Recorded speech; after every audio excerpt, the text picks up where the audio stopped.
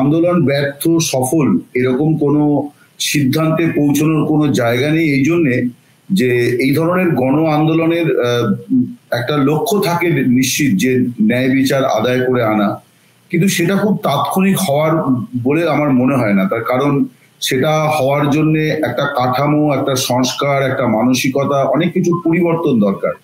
কিন্তু যেটা হচ্ছে যে মানুষ দাবি তুলেছেন যে এই পরিবর্তনটা আমরা চাই। আমার মনে হয় আন্দোলনের এটাই সবচেয়ে বড় সাফল্য যে মানুষ, সমাজের নানা শ্রেণী পেশার মানুষ এই দাবিটাতে পথে নেমেছিলেন। এবং এটা ঠিক যে এই আন্দোলনটা সফল বলেই এই আন্দোলনটা ব্যর্থ এই মর্মে মিডিয়ার একাংশ এবং বিভিন্ন মহল থেকে এই আলোচনাটাও উস্কে দেওয়া হচ্ছে যে আন্দোলনটা ব্যর্থ। এখন কথা হচ্ছে যে এই আন্দোলনটা ব্যর্থ কোন অর্থে বলা হচ্ছে। যেটা বলা হচ্ছে পশ্চিমবঙ্গের এটা খুব দুর্ভাগ্য যে আমরা যে কোনো আন্দোলনকেই আমরা তার সাফল্য ব্যর্থতাকে মাপার চেষ্টা করি রাজনীতি, বিশেষ করে নির্বাচনের মানে মানদণ্ডে। তো এই আরজিকর আন্দোলনের মানে এই আন্দোলন যখন চলছিল সেই আবহের মধ্যে রাজ্যে 4টি বিধানসভা কেন্দ্রে উপনির্বাচন হয়। সেই উপনির্বাচনে শাসক দল জিতেছে, ফলে অনেকেই এটা বলার চেষ্টা করেন যে এটার তো কোনো প্রভাব এখানে দেখা গেল না। এখন যারা বলছেন প্রভাব দেখা গেল না, তারা ভুল ভেবেছিলেন যে প্রভাব দেখা যাবে। প্রভাব দেখা যাবে এরকম প্রত্যাশা করাটাই হচ্ছে সবচেয়ে বড় মানে বোঝাপড়ার ভুল। কারণ হচ্ছে যে এইভাবে কোনো পরীক্ষা নেওয়া যায় না কোনো আন্দোলনের, তার কারণ আন্দোলনের এইভাবে কোনো এক্সপায়ারি ডেট নেই। আন্দোলন একটা চলমান প্রক্রিয়া। আপনি পাস মার্ক করেছেন 40, কেউ 39 পেয়েছে, তার মানে তাকে আপনি ফেল বললেন, কিন্তু তার মানে কি এইটা বলা যায় যে যে সাবজেক্টটাতে সে 39 পেল তার মানে সেই সাবজেক্টটাতে তার কোনো জ্ঞান বুদ্ধি নেই? তা তো বলা যাবে না। সে তো 1 নম্বর কম পেয়েছে এবং 1, 2 এসবের ভিত্তিতেই তো পাস ফেল নির্ধারিত হয়। তো আমার মনে হয় যে এই যে নির্ভয়া আন্দোলন যেটা বা অভয়া আন্দোলন যেটা আমরা পশ্চিমবঙ্গে বলছি, এটা সবচেয়ে বড় কন্ট্রিবিউশন হচ্ছে যে নির্বাক মানুষ সবাক হয়েছিলেন। আমরা তো বোবা নই, কিন্তু আমরা বোবা কালা হয়েছিলাম। একটা ইস্যুতে আমরা মানে মানুষ প্রতিবাদ করেছেন এবং এই প্রতিবাদটা যে কোনো একটা সরকারকে বদলে দেওয়া, এটা ঠিক বাংলাদেশের গণ অভ্যুত্থানের মতো বিষয় কিন্তু ছিল না। আসলে এই পাস ফেলের অঙ্কটা আনা হচ্ছে আমাদের পড়শি দেশের পরিস্থিতির সঙ্গে খাপ খাইয়ে বা দেখার দৃষ্টিকোণ থেকে যে ওখানে একটা সরকার উল্টে গেছে, এখানে সেসব কিছু হয়নি। দুটো মোটেই এক জিনিস নয়, দুটো সম্পূর্ণ আলাদা। তো এখানে আন্দোলনের ডাকও এটা ছিল না যে মানে তৃণমূল সরকারের পতন চাই, এরকম কোনো কলও কিন্তু ছিল না। স্বভাবতই এই ধরনের আন্দোলন যেটা এখন ডাক্তাররা করছেন, নাগরিকেরাও করছেন, এখানে অনেক নাগরিক, সাধারণ নাগরিকও আছেন, দিনের পর দিন মানুষ তো একই ভাবে একটা আন্দোলনে গিয়ে সামিল হতে পারেন না। এটা প্রত্যাশা করা মোটেই ঠিক নয় যে দিনের পর দিন সব মানুষ সব ময়দানে সব সময় হাজির থাকবেন, এটা হয় না।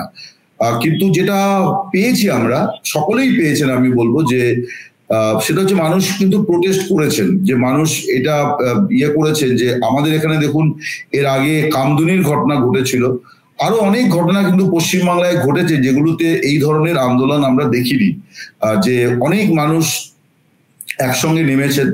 এবং আমি তো বলবো যে যারা তৃণমূলের কোর ভোটার, আমি একদম মানে ফ্লোটিং ভোটারের কথা বলছি না, কোর ভোটার, তারাও কিন্তু এই আন্দোলনের মধ্যে সামিল হয়েছিলেন। তার কারণ তারা এটা ফিল করেন যে তাদের পরিবারে মেয়েরা আছে, সন্তানেরা আছে, তারা এটা ফিল করেন যে এটার প্রতিবাদ করা উচিত। এটার প্রতিবাদ যারা করেছেন তারা সবাই তৃণমূলের বিরুদ্ধে, এ কথা আমার কিন্তু কখনো মনে হয়নি।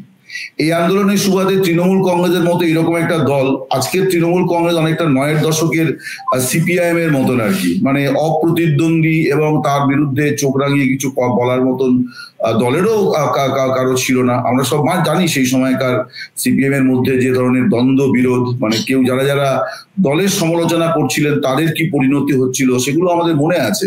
সেদিক থেকে আমি বলবো জহর সরকার তো মানে প্রতিবাদ করে সরে গেলেন এবং তৃণমূলের আরো এক দুজন সাংসদ বিধায়ক তারা তো বলেছেন অনেক কথা এই আন্দোলনের ইয়েতে। এমনকি আমি বলবো যে অভিষেক ব্যানার্জি তার বক্তব্য কিন্তু রাজ্য সরকারের অবস্থানের থেকে সম্পূর্ণভাবে আলাদা ছিল। তিনি মানে গোড়া থেকেই বলছিলেন যে চিকিৎসকদের কথা, তাদের দাবিগুলো ন্যায্য, সেগুলো শোনা উচিত, সেগুলো মানা উচিত।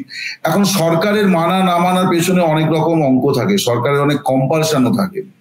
আর সেকেন্ড থিং যে বিষয়টা আমার মনে হয় সেটা হচ্ছে যে সিবিআই এর যে প্রসঙ্গটি এসছে, এই বিষয়ে আমি বলতে চাই যে প্রথমত এটা আমাদের একটা মানসিক ব্যাধি বলবো, যে আমরা সবসময় মনে করি ওই আমাদের যেমন একটা ধারণা আছে যে কেন্দ্রীয় বোর্ডে পড়াশুনো করা মানে হচ্ছে মানে তারা সব মানে মেধাবী ছাত্রছাত্রী তৈরি করে এবং মানে সেখানে সব শিক্ষকেরা যারা আছেন তারা সব অত্যন্ত গুণী শিক্ষক, এরকম ভাবার কোনো কারণ নেই। সিবিআই মোটেই সিআইডি থেকে বড় কোনো মানে এফিশিয়েন্ট ফোর্স নয়, দুজনের প্রভু আলাদা, সেই কারণে দুজনকে নিয়ে রাজনীতি আলাদা।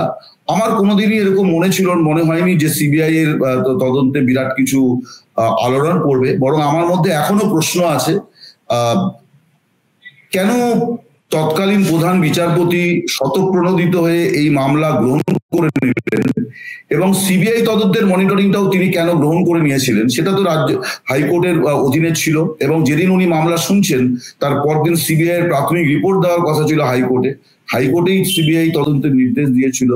কেন গোটাটাই তিনি নিয়ে নিলেন? একটি মাত্র যুক্তি আমরা সর্বোচ্চ আদালত থেকে শুনেছিলাম যে গোটা দেশের ডাক্তাররা এই ঘটনায় ক্ষুব্ধ। খুবই ভালো কথা, তার জন্য উনি ন্যাশনাল টাস্ক ফোর্স গঠন করেছিলেন, বলেছিলেন তাদের কি করণীয়। কিন্তু পার্টিকুলার ঘটনাটি, সেই ঘটনাটি অর্থাৎ যে ক্রাইমটা, সেই ক্রাইমের তদন্তের ভার কেন নিয়েছিলেন এবং তারপরে যতগুলি শুনানি হয়েছে প্রত্যেকটাতেই আমরা খুব মানে কি বলবো মানে জনপ্রিয় যাত্রা নাটক সিনেমার ডায়লগের মতো শুনেছি যে প্রধান বিচারপতি আটকে উঠছেন, বিচারপতি আটকে উঠছেন যে এরকম ঘটনা ঘটেছে।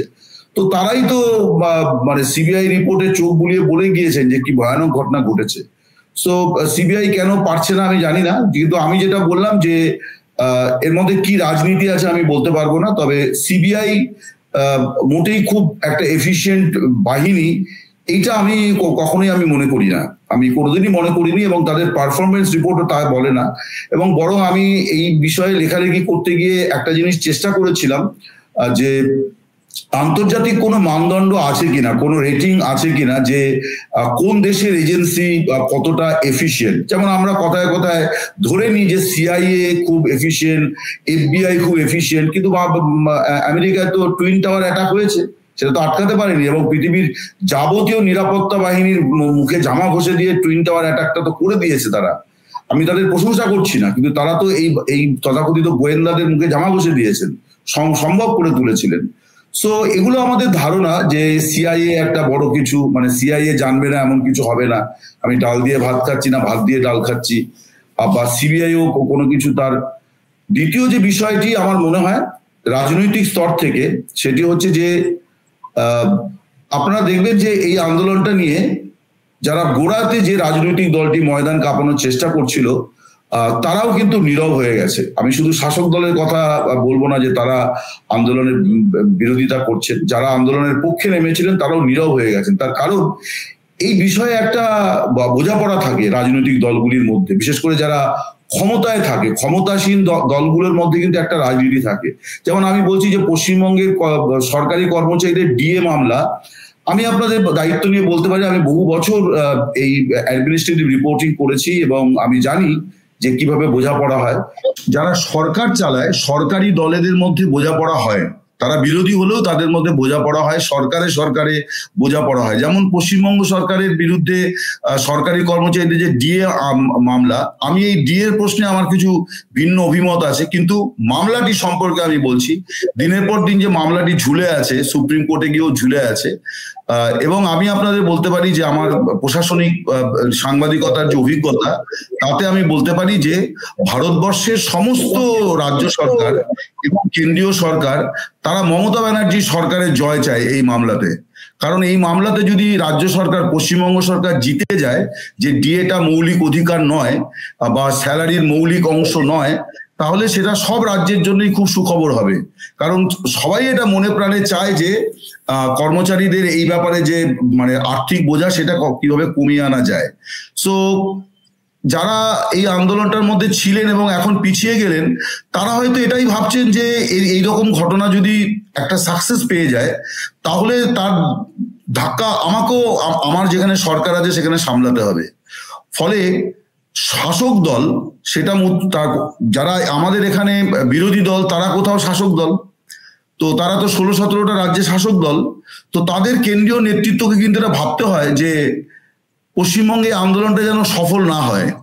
কারণ এইরকম একটা আন্দোলন যেটা যে ক্রাইমটা অনবরত প্রতিদিন শয়ে শয়ে ঘটে, তার বিরুদ্ধে এরকম একটা জন আন্দোলন যদি মানে সফল হয়ে যায় দেশের কোনো একটা প্রান্তে, সেটা কিন্তু গোটা দেশের শাসকদের জন্যই দুশ্চিন্তার। স্বভাবতই এই আন্দোলন শুধুমাত্র তৃণমূল সফল হয় না হোক এটা চায়, এটা আমার মনে হয় না। আমার মনে হয় অনেকেই চায় না। তারা হয়তো ময়দানে উল্টো কথা বলে, কিন্তু চায় না। এবং আমি একজন নাগরিক হিসেবে এই প্রশ্ন রাখতেই চাই যে কেন প্রধান বিচারপতি আচমকা ওইভাবে মামলা নিয়েছিলেন। এটাও বোধহয় তদন্তের আওতায় ভবিষ্যতে যদি আনা যায় খুব ভালো হয়। এখন তার উনি প্রধান বিচারপতি নন, তো বিচারপতিদের বিচার, রায়, এগুলো নিয়েও তদন্ত হওয়া উচিত যে কেন দিয়েছিলেন, কোন যুক্তিতে দিয়েছিলেন এবং কতটুকু কি করে গেছেন। মানে তারপরেও তো অন্তত কয়েক মাস এই মামলা চলেছে। আমার মনে হয় শুধু আমরা সিবিআই করছি না, আমার মনে হয় বিচারালয়কেও বিচারের কাঠগড়ায় দাঁড়ানোর সময় এসেছে। যারা এই আন্দোলন করছেন তাদেরকে আমি বলবো যে এই বিষয়টা নিয়েও আপনারা একটুখানি মানে উদ্যোগী হন।